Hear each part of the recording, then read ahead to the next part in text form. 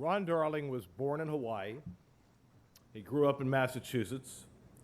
He went to play college football in Connecticut. Then he played shortstop and eventually won renown as one of the great college pitchers of all time. But for the last 37 years, Ron Darling has been part of the fabric of this town. And I think it can accurately be said has been a great hero to a lot of people here for a long time. And for the last 14 years, he's been the soul of our booth at SNY. Well, you know, us old timers, when we retire, the players kind of scatter like the wind. Ronnie and I have stayed together 7 years. We played together in New York with the Mets, and now 14 years in the booth here with the Mets. Two games that really come to mind to me that Ronnie pitched and shows who the character that he has and the fighting spirit was one in 1985, if you'll recall, going into St. Louis with 6 games to play. We're 3 games out, Cardinals in first place. Ronnie was going to go up against, in the first game, we had to sweep against John Tudor. John Tudor started that year 1-7 and then went on a 20-1 run. The papers were saying move Dwight Gooden, who was going to be the Cy Young Award winner that year, have Doc pitch the first game and put Ronnie back a day to pitch game 2. Davey Johnson stuck with Ronnie. Ronnie went out and matched goose eggs. 9 innings, a shutout ball game. We eventually won in extra innings. The other one, which I think is remarkable, was the '86 World Series against the Red Sox. We all know we got beat the first 2 games at home. We won game 3, had to win game 4, and Ronnie pitched that ball game in his hometown, his first World Series, in front of his family and his parents, and threw 7 scoreless innings, and we won that ball game and even the series. So with that said, Ronnie, intrepid on the mound, intrepid in the booth, and now, not surprisingly, intrepid in life. So what we're here to do tonight, Keith and I, is to present Ronnie with the Arthur and Milton Richman You Gotta Have Heart Award, which is all about overcoming adversity. So I would actually invoke another game that Ronnie pitched in 1987. Mets were in a pennant race again with the Cardinals. It's late in the season. The entire Mets pitching staff has gone down. Gooden, Ojeda, Hernandez, they've all been hurt. Ronnie's pitching against the Cardinals, and he's pitching a no-hitter through 5 innings. He's got 1 out in the 6th, and Vince Coleman lays down a bunt. Ronnie, who's one of the best fielders in baseball, goes to field that ball with his bare hand, and in so trying to pick up that baseball, broke his thumb. Broke his thumb. It's hanging off his hand. Ronnie stayed in the game. Coleman stole second. Ronnie picked him off second with a broken thumb. Stayed in the game.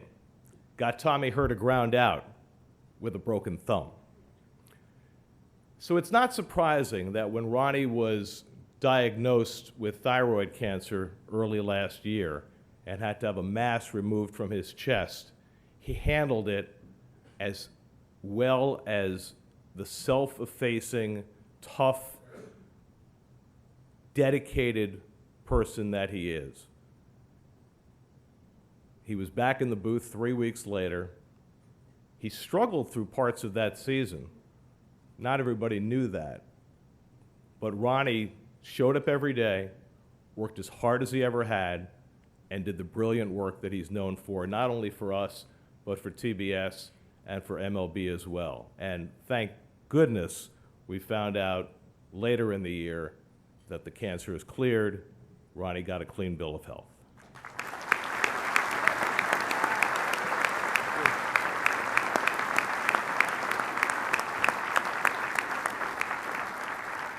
All I can hope is that the 3 of us get many more healthy years together. We've had a wonderful time these last 14 years, and Keith and I are so grateful to be able to stand here and present our partner, Ron Darling, with the Arthur and Milton Richman You Gotta Have Heart Award.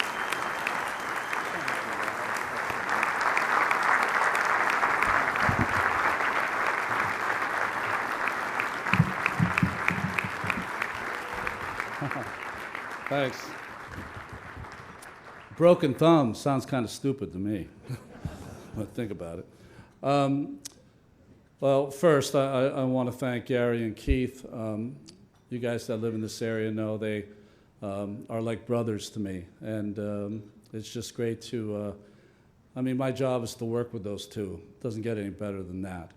To the writers, I want to say thank you very much. I know there's a lot of challenges for baseball writers in this time. Anyone who knows me knows I read everything, and the writing today is as good as it's ever been. As good as it's ever been. So congratulations to you guys, and thanks. To the honorees, congratulations. It's just really a pleasure to be able to sit in the booth and watch you guys perform.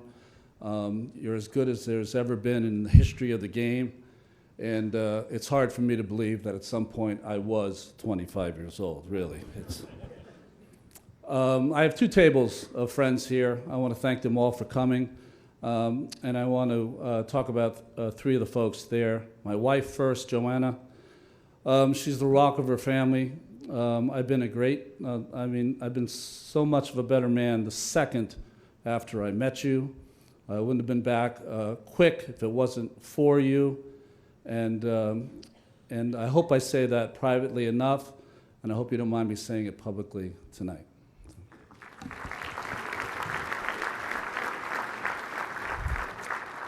This is a Hart Award. I have a friend, Pat Cawley, who's here tonight. If you're a Mets fan, he's seemingly the State Farm agent of every game. I want to say to Pat, he got sick the same time I did. He's still fighting. He's the bravest guy with the biggest heart I know. So I share this award with you, Patty, all right?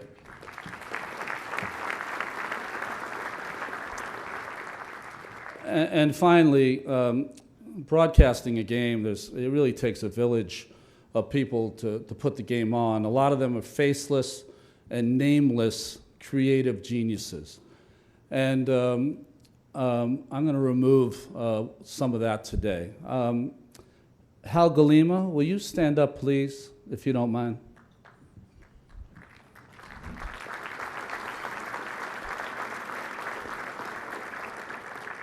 You don't have to stay up. You can sit down. I know you, bro. Hal, title is statistician. It doesn't even go close to the relationship he and I have had at Turner for the last 13 years. He's retired.